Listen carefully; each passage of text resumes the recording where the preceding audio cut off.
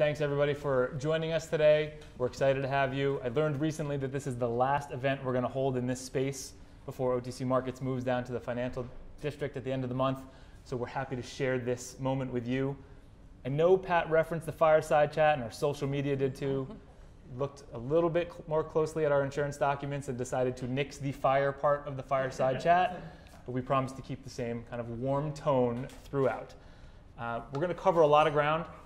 As far as the CFPA is concerned, anything related to crowdfunding, digital assets, digital securities, all the related regulatory issues, all of that's inbounds. All of that's kind of what we cover. And we have great panelists to do it.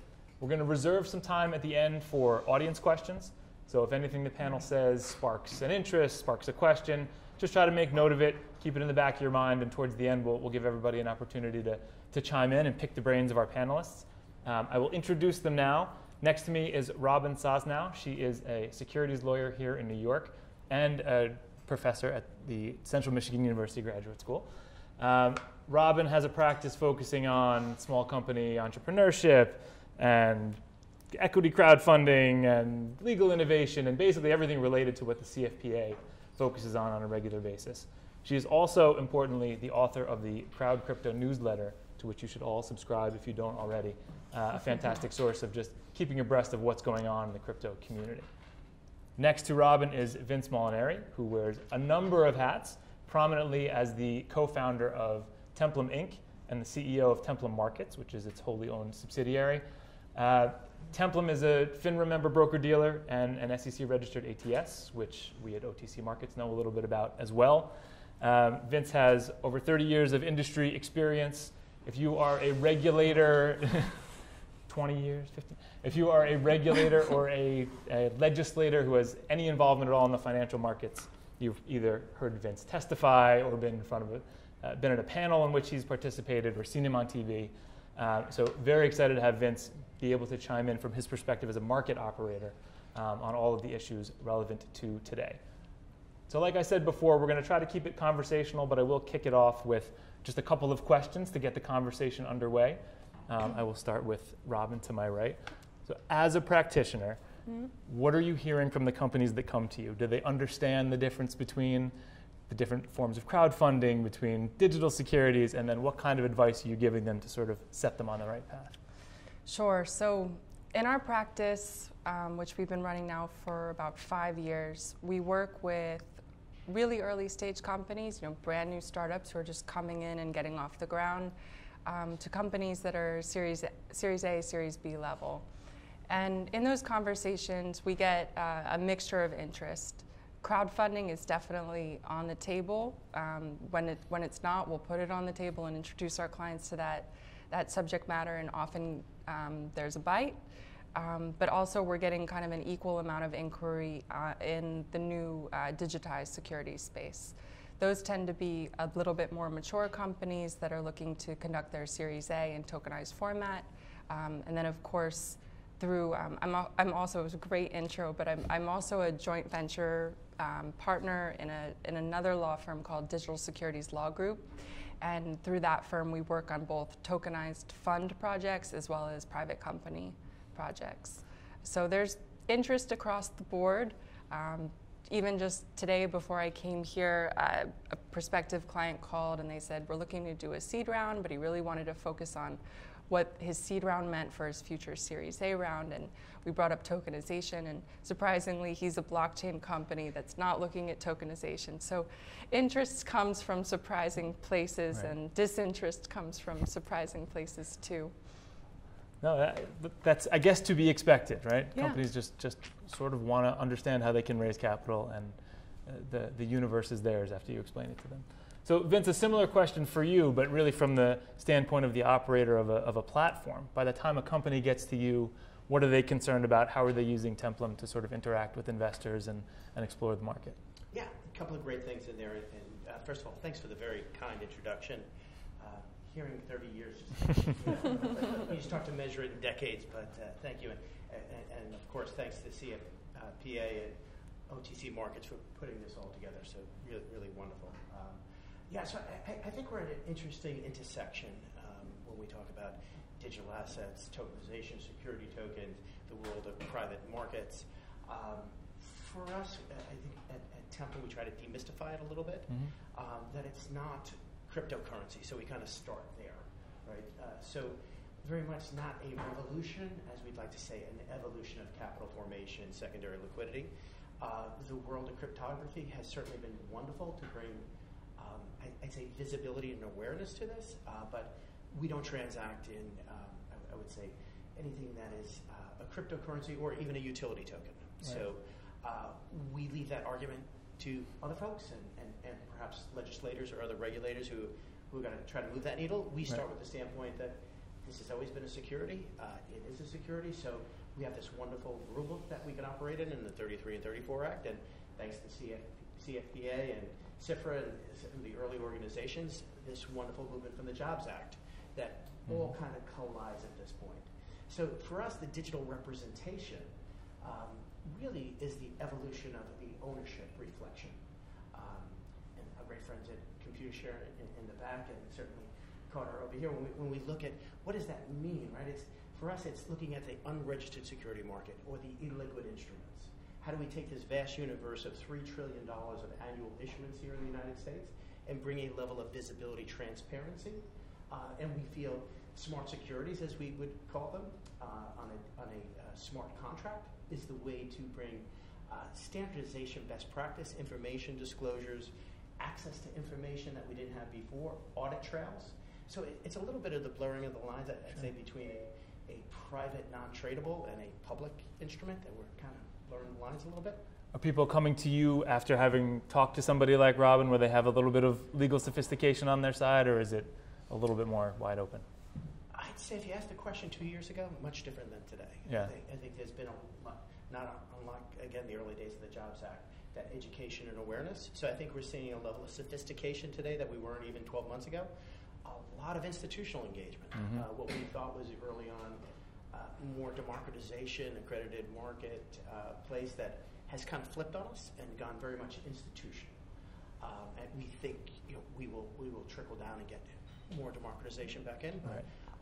That's been kind of one of the surprising parts for us, as I'd say more established market participants coming in. Yeah. From our perspective, we've kind of seen it from all sides as well, where you get companies that are obviously focusing on a secondary market by the time they get here, but that some understand, okay, I've done a Reg D and there's a holding period and I understand what that means. Some sort of dipping their toe into Reg CF or Reg A and not necessarily understanding what that's going to mean for development of a secondary market. And I find it interesting, as these things are around for longer, that they do make themselves a little bit smarter by talking to somebody like Robin and having a legal representation. Exactly. That's how it works. Something that's been really fun for us is working with companies that are a bit past the traditional seed round, who have started to look at tokenization, maybe participated in the ICO craze, for what that's worth, and see the value of bringing their network into the transaction through crowdfunding. Reg A Plus, of course, isn't really going anywhere at this point for tokenized offerings, so Reg CF is on the table. And while $1,070,000 isn't really enough to move the needle on whatever their business plans are, it is enough to bring the retail crowd or their user base or their network into the deal. So we've been excited being able to work on Reg CF deals that are digitized, coupled with Reg D, Reg S private placements, to give our customers the effect that they maybe would have liked if they had participated in the whole world of ICOs, now in a more structured, ownership-oriented transaction. Is it still people looking at kind of affinity investors and people who are interested in their product or service, even as they get into the digital aspect of it? Are they still focusing on the same group of investors? Yeah, that's what crowdfunding is all about. Right. It's taking your community and bringing them into an ownership role of your company so that they can be your ambassador. Right. So why think of it any differently in the tokenized context? We're still working with the same exemptions. Right. We're just bundling and digitizing ownership in a new way, in the way of the future. Right. I think that's a lot of what you're saying too. Just having people understand that this is a security, this is a thing you can understand, probably the first hurdle. Yeah, and I think one of the other ends of the spectrum that we're seeing a lot of, so I totally agree, again, whether it's CF, Reg A Plus, if it actually ever starts to get unlocked through the commission, and Reg D, right. it's all the same on the line. Where we're seeing much different applications, again, that we didn't anticipate, is looking at that smart contract as almost the ultimate structured product vehicle, so that you can embed, whether that's debt, equity, profit participation, revenue participation, where we're taking these illiquid instruments, what we've done with real estate, and unlocking capital stacks, what we're doing with intellectual property and patent portfolios, and putting those in a digital format. So we're seeing a lot of interest at that level of illiquid instruments, I'd say capturing that delta of that illiquid discount by having this mechanism. That's really resonating with the institutional participants. So you've both kind of referenced the commission in various levels, either where there may be roadblocks or where they might be trending. What are you seeing as the kind of the biggest hurdles early on, and then where do you think things might go? And I'll throw that out to both of you. Okay, well, the low-hanging fruit is crowdfunding, and it's no news to anyone here. Many friendly faces in the room of people I've known for years now. That regulation crowdfunding certainly has its drawbacks. You know, there's a limit on how much you can raise. There's really comprehensive disclosures that have to be made both at the company level and on the financial reporting level. Investors can only invest so much if they're not accredited, and even if they're accredited, there's limits on how much they can invest on an annual basis. So regulation crowdfunding in and of itself is an exemption that's highly workable, but also could be significantly improved. So get any indication that improvement is coming? You think that there's interest from the regulatory side? You know, so there's been a bill from last summer, Jobs Act 3.0, that's seeking to transform some of the features of the Jobs Act. I think within that bill, the element that would be most transformative for Reg CF and also for Reg D is the transformation of the definition of the accredited investor to include people not just based on their economic situation, their income, or their net worth, but also based on their education, their membership with FINRA, and other standards. That's something that I think CFPA can be a huge part of, and I'd like to be a huge part of because of the impact that would have on our country. Yeah, look, there's a lot of interest in that sort of thing. You and I have talked about that in the past, and just shedding a little more light on that and making people understand why that standard of knowledge it makes you just as accredited as you know, a financial wherewithal. Right. So Vince, from your perspective, similar view towards the regulators? You know, I'd like to start out with, I think the regulators in the U.S. have been very engaging here, whether that's the SEC and whether you want to talk about corporate finance, trading and markets, investment management, talking about FINRA, even NASA, right? And for us, although we're not engaged in the commodity space, CFTC, where we have lots of conversation. I think this is a holistic market infrastructure change that is multi-decade in its making of how blockchain, smart contract digitization are going to impact our capital markets, our secondary liquidity. I think what we were advocating early on in 2016 and 2017 during the ICO craze, we were a bit outliers and petitioning the commission and spending lots of time on the Hill that these are indeed securities, even though lots of people for a whole bunch of reasons would like to have thought they weren't, and finding out a bit the hard way that they are. So I think by embracing the regulation first and holistically creating solutions that solve for market problems as well as help the regulator in the process by going back to those core tenets of access to capital, differentiating product, job creation, economic prosperity, while having investor protection in the process. So I think the Commission has done a really thoughtful job in the past 2 years of not stifling innovation, embracing it, kind of watching it a bit, bobbing and weaving, and I think Chair Clayton's come out pretty clearly in much of his comments around these being securities, the need for alternative trading systems to transact. Where we are now in our advocacy is really the post-trade. I think we have this real challenge in the marketplace, and you know, I'm sure you see it as well. You know, when regulators start to ask for custody or how are you settling, and I was like, well, time out. None of these instruments are DTCC eligible. These are private unregistered securities. There are no custodian requirements, therefore they're not in place. So it's that blurring of the lines. So we're using Sure. this public market nomenclature around custody and settlement that doesn't necessarily apply. But then all of a sudden you realize this is a $3 trillion marketplace annually in issuance, which is now dwarfing our public market issuance. Right. So there's this kind of give and take. So we've embedded the transfer agency function into blockchain, right? Fantastic. So, now if you talk to most people in the blockchain space, well, they didn't know what 12G was. Or Right. know how do you comply with it? So these are all, I'd say, historic market infrastructure, and how do you modernize those? How we've, I'm very proud as Templum to have collaborated with S&P CUSIP, right? Putting CUSIP identifiers on the primary issuance and secondary trading. What does that do? It's the first data points in creating access to data and information. Now all of a sudden these instruments are discoverable on Bloomberg and Reuters terminals. So it's, I think it goes back to a market infrastructure shift around this vast universe of illiquid instruments. I think that sort of thing is even going to lead to broker-dealer involvement in secondary markets and the ability of people to track, to trade report, to do all of those things that are required in just a typical transaction. It's going to work a little bit differently. People have to get used to that. But we're seeing, even in our discussions with regulators, I think it's interesting, it's sort of developed along the lines of how a market develops. The first interest was in, all right, we have companies, how do we support these small companies? How do we get them money in the door? And then once they had some mechanisms in place for that, it was, oh, now we have to consider what's going to happen after that. What kind of liquidity are they going to have? Where are they going to trade? How are they going to trade? And so our conversations with regulators have kind of evolved along those lines as well. I think we're at a point now where, which is I think what you were expressing, where there's a little bit more understanding of how this needs to work, and it's just a matter of getting everything sort of embedded into the system and making sure that the regulators and the issuers are speaking the same language with respect to how this is going to play out over time.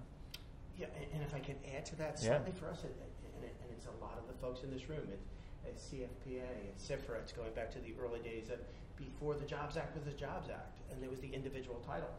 When you sat and had a conversation with a regulator about the integration of social media into the distribution of securities and the removal of general solicitation, whoa, time out. Right. Amend holder of record rules in 12G to go from 500 to 2,000. So I think when you approach it responsibly, there's this education, and it isn't an investment of time. It just doesn't happen overnight. So now, 5, 6, 7 years later, depending upon when the actual rules were put into place after that 6-month, 5-year period, you now have a different narrative. So that's now comfortable. Right? The fact that we were trading private securities back in the day, was that legal? Well, yeah, we think so, and here's why. It says X. Well, now we have the birth of how many unicorns? And investor education and awareness has now said, I feel comfortable in capturing alpha earlier in the cycle in a private security that now starts to expand to public company valuations a la unicorns, and it's not on a public marketplace. Right.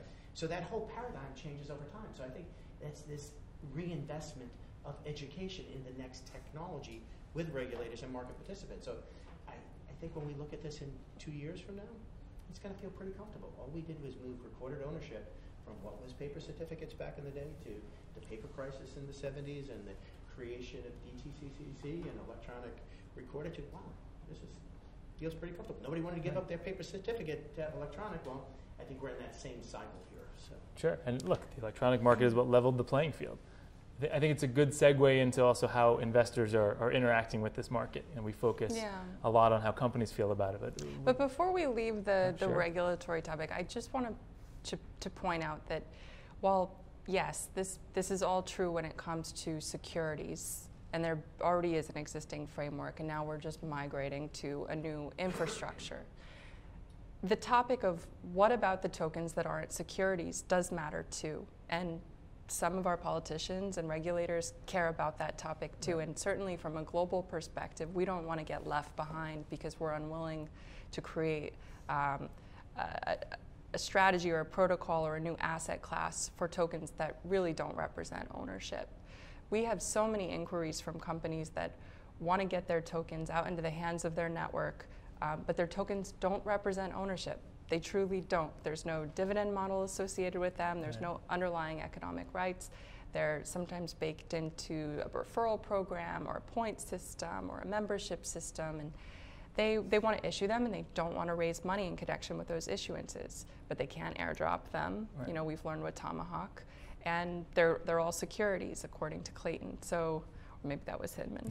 So, you know, what's the pathway forward there? And as counsel, I don't like having to present so much ambiguity and risk to clients. You know, we want to help them with compliant airdrops, but we don't want them to resultingly have tokens that are now securities that are subject to the securities laws forevermore. So that's an area I would personally love to see improvement and clarity in the years to come. You mentioned getting left behind, which kind of brings to mind where this market is globally. Are there pieces of the global framework that you would recommend to regulators here, or where you advocate on behalf of issuers and investors? That's a great question. It's a great research project. we will assign it to the room generally, actually. No. I guess before we do leave the topic of regulation, it is the fireside chat, if I can throw it. Yes, there's some fire on it. Gas on the fire. So, in a productive way. So, if I take off the security hat, and everything that we focus on at Templo is indeed a security.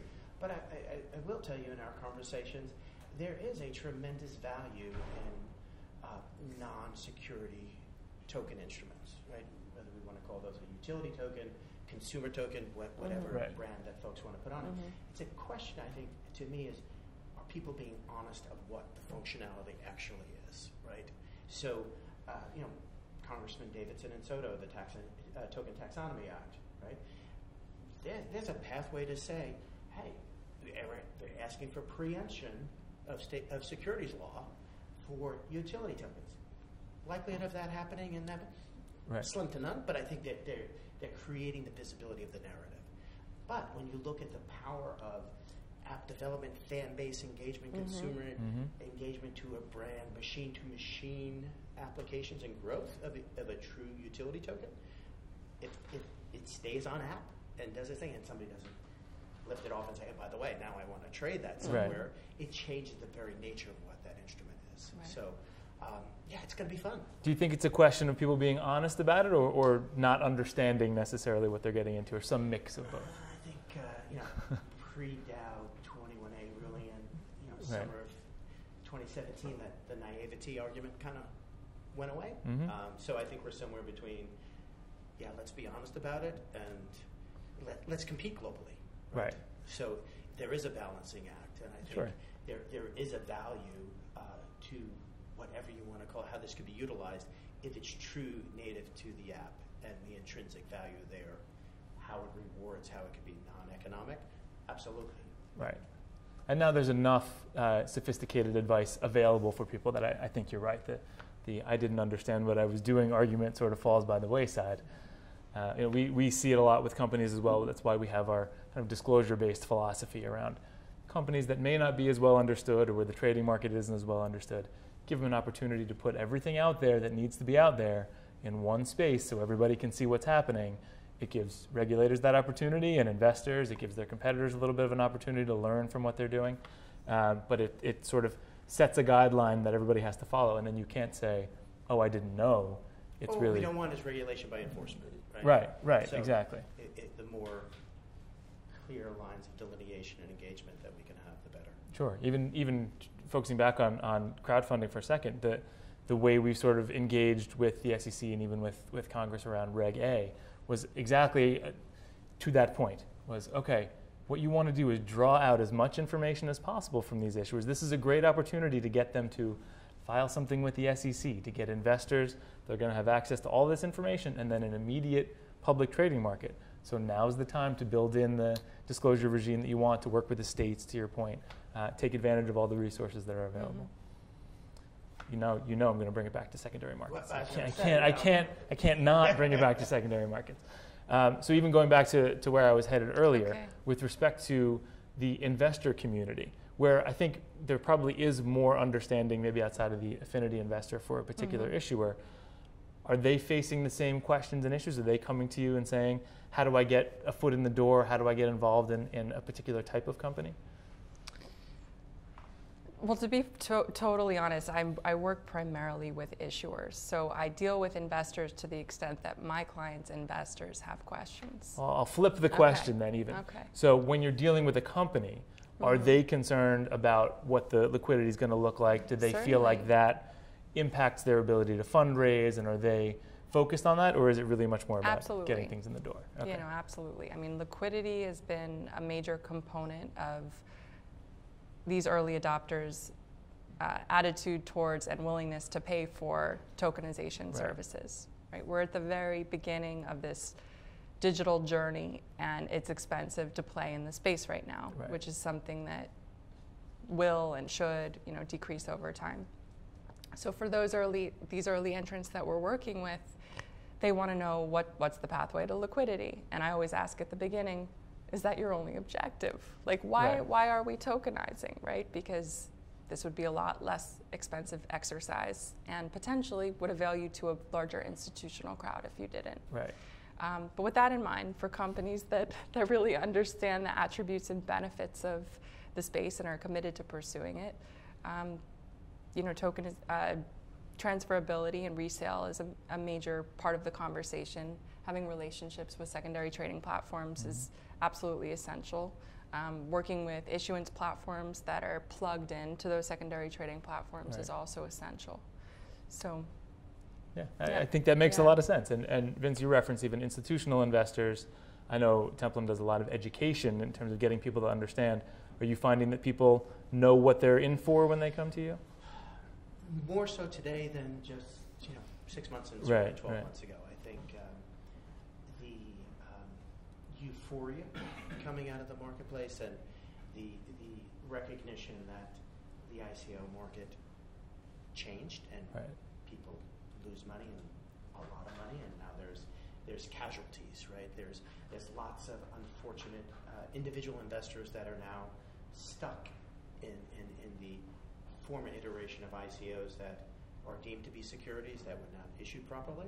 Therefore, they can't trade on an alternative trading system, and they are being delisted from a loosely defined crypto exchange because they can't trade something that's deemed to be a security. Right.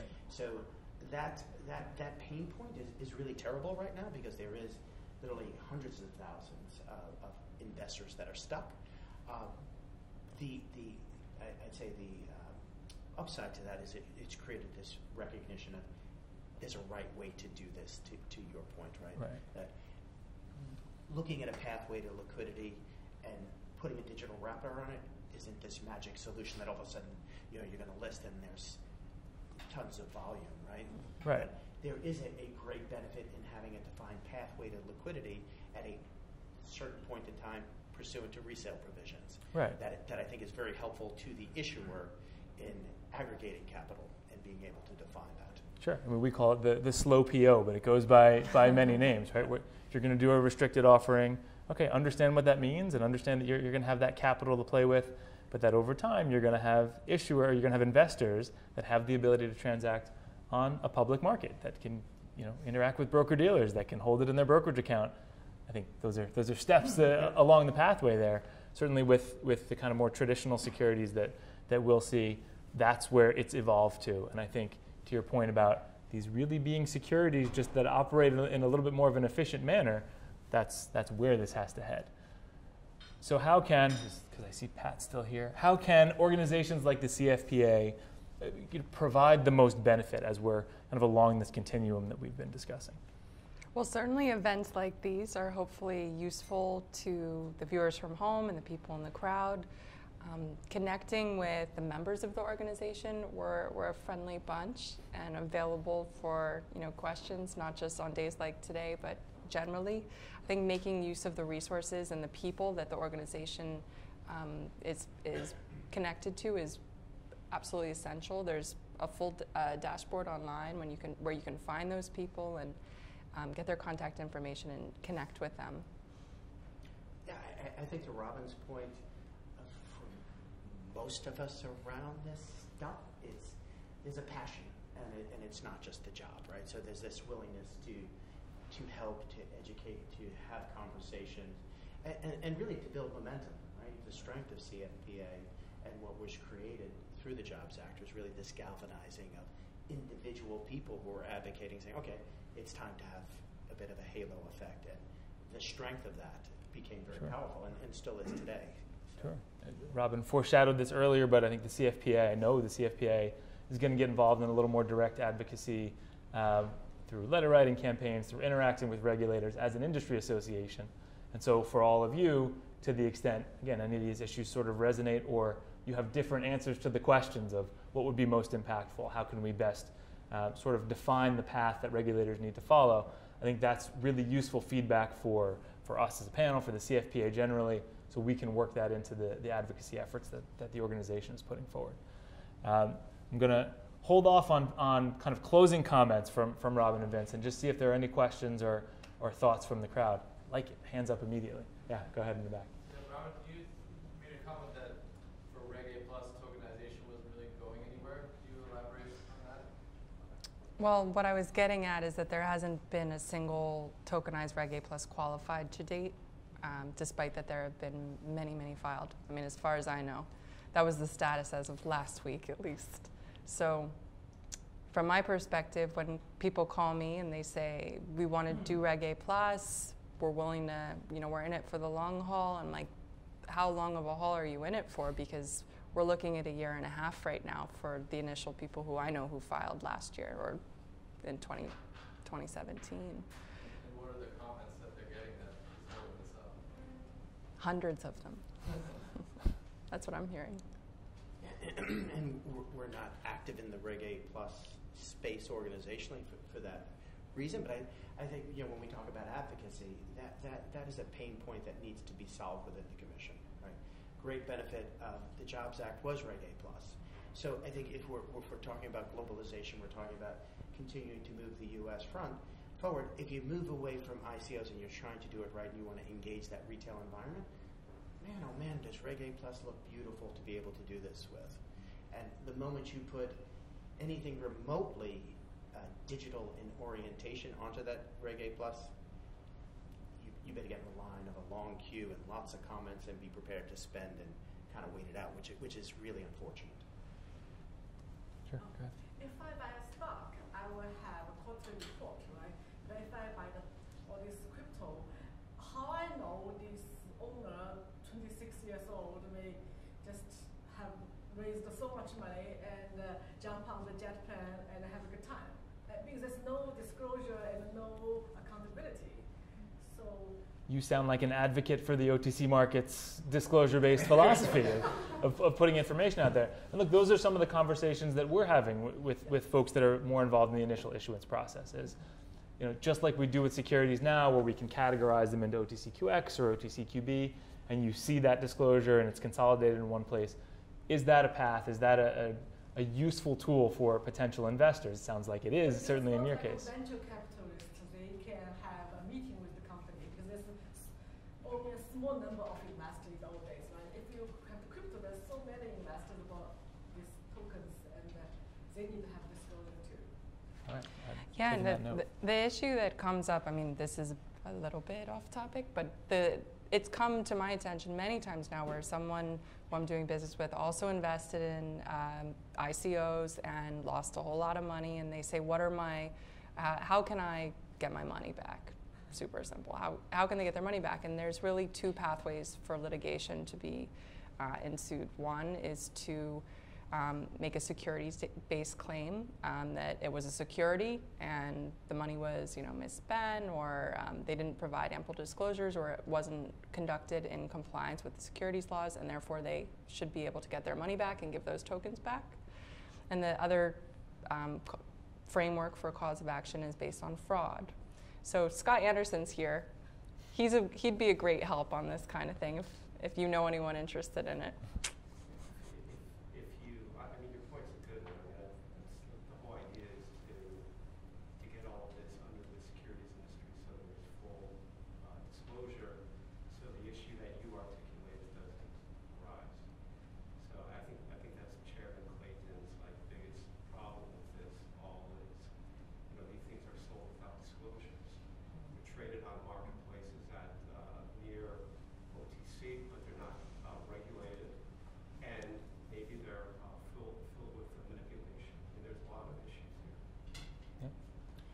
Oh, go ahead, Vince. No, go ahead.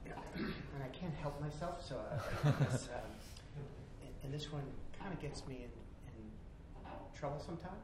But it's a core thesis of Templum that we don't transact on public chains, and we don't utilize ERC20, for example. Part of that, right? So it's a permission chain, right? Why is that? So that you're removing counterparty risk. There is no anonymity. You know who the providers are. There are levels of what we require, not to simulate, is levels of disclosure. So it is not fully decentralized. In fact, we don't think there is truly a fully decentralized blockchain for securities. In the world of supply chain or other methodologies, absolutely. You need permissioning of the folks, whether that's the broker-dealers, the ATS, the licensed people, the SRO, to be able to participate. So the moment you do that with a private chain, you reduce that fraud, you reduce the counterparty risk down dramatically. So that's kind of a cornerstone of how we approach the marketplace. There's a gentleman just behind you who had his hand Yeah, I up. was just wondering, do the blue sky laws apply to tokenization or crypto crowdfunding? And if so, how do you manage it? So I'll give the first part of that answer. The blue sky laws generally really act on the brokers. So it's a broker's obligation to make sure that there's blue sky compliance before giving advice in a security or purchasing in a managed account, et cetera. So all those things would carry over if you're talking about, securities really at their core. All of those things would carry over. In the case of a self-directed investor, just like on OTC markets, anybody can call their broker and say, I'm interested in buying or selling X, Y, or Z, and the blue sky laws don't prevent the broker from taking action in that space. So at a baseline, that's how it should operate. But when it comes to digitized assets, the regulators sometimes need a little extra time to get comfortable. So I don't know if you have different thoughts or experience. Just a more specific response is that for securities that are sold, digitized securities or otherwise that are sold in reliance on Reg D, you, as the issuer in the primary, I'm talking about primary issuance, would be required to file state blue sky notice filings in the states where investors reside. With Reg CF, those filings are not required. Mm-hmm. Sure.